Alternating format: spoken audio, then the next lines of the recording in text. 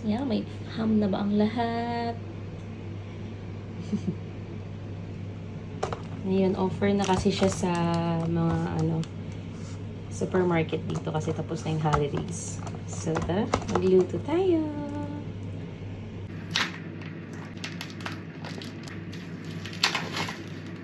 Yung mga sauce niya.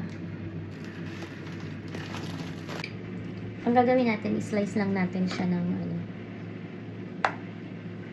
konti lang para yung gagawin kong sauce is papasok siya ng konti sa loob.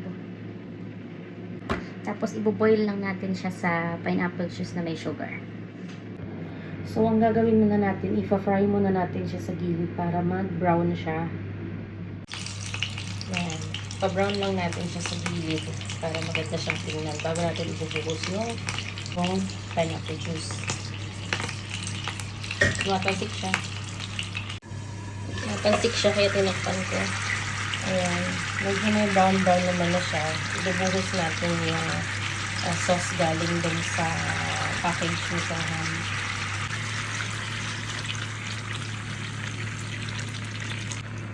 Pineapple juice.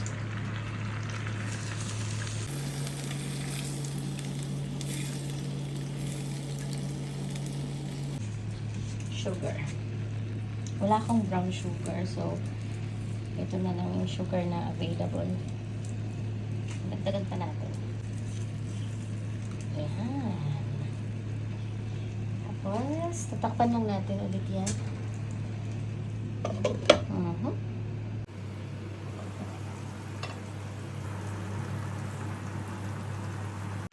Tingnan natin kung malapot na yung sauce. Ayun, sobrang malapot na.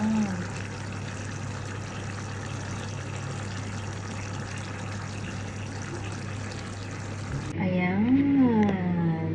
Sobrang artista ng ham na yan. Mag-slice tayo.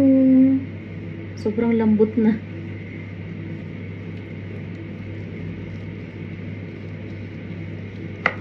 Wow naman.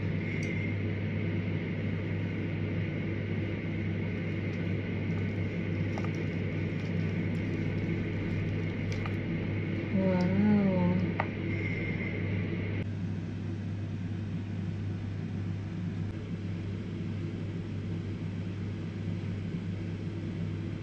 Ayan.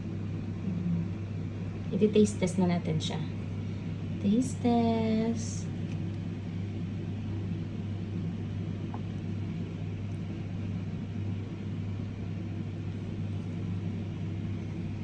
Taste test.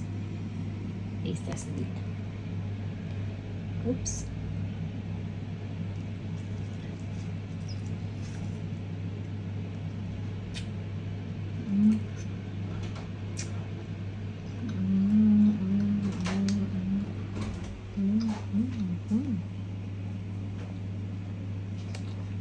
Sarap.